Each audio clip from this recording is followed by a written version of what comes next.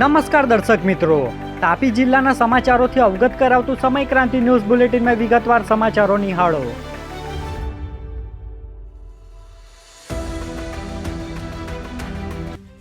વાલોડ તાલુકાના દેગામા ગામે આરોગ્ય સેન્ટર પર ફરજ બજાવતા તબીબને આડા સંબંધમાં નામદાર કોર્ટે સજા ફટકારી.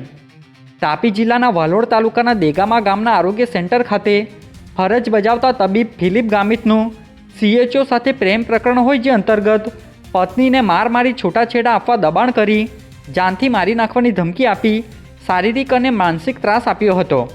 બાદમાં સંતાન અને પત્નીને છોડી પરસ્ત્રી સાથે રહેવા જતા પત્ની દ્વારા મહિલા પોલીસ મથકમાં ફરિયાદ આપતા સમગ્ર મામલો નામદાર કોર્ટમાં પહોંચ્યો હતો, જેમાં સરકારી વકીલ જયેશભાઈ પટેલ દ્વારા ધારદાર દલીલ કરવામાં આવતા નામદાર કોર્ટ દ્વારા તબીબ ફિલિપ ગામિતને 3 વર્ષની સજા અને દંડ ફટકારતો હુકમ કરવામાં આવ્યો છે.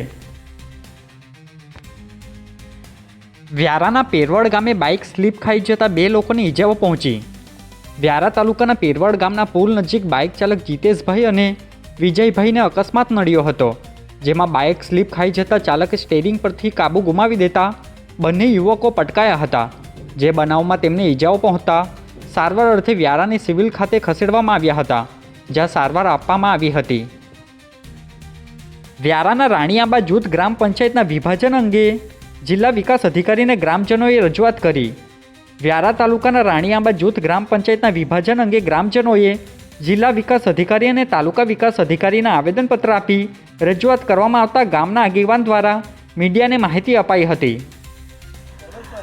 રાણીઆંબા જૂથ ગ્રામ પંચાયતમાં છેવડી, સાતશીલા અને બીરબરા જૂથ ગ્રામ પંચાયતમાં 3 ગામો, 1 પંચાયત અને બીજી ગ્રામ પંચાયત ચીચબરડી અને વરપાડા અને ભૌતિક જે સુવિધા જે આજ દિન સુધી અમને અમારા ગામો સુધી પહોંચતી નથી અને શિવાડાના ગામો જંગલ વિસ્તાર આવેલા છે અને જંગલ વિસ્તારમાં દૂર 10 થી 12 કિલોમીટર છેવડી ગામ આવેલું છે જૂથ ગ્રામ પંચાયત રાણીઆંબાથી.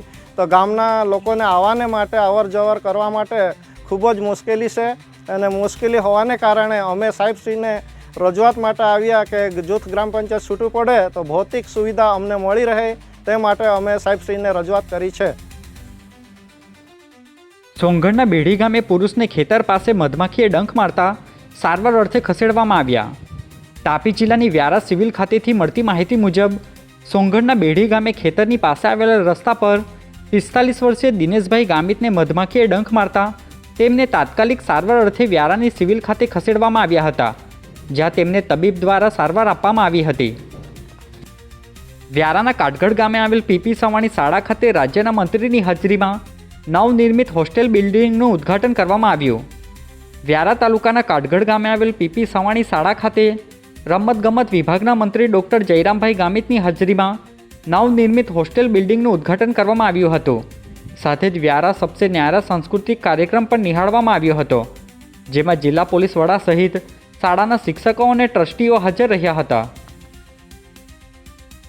સોંગઢના ચચરબુદ્દા ગામના હોલમાં સૃષ્ટિ ગ્રુપ અને યુવક મંડળ દ્વારા બ્લડ કેમ્પ યોજી 103 બોટલ રક્ત એકત્ર કર્યું.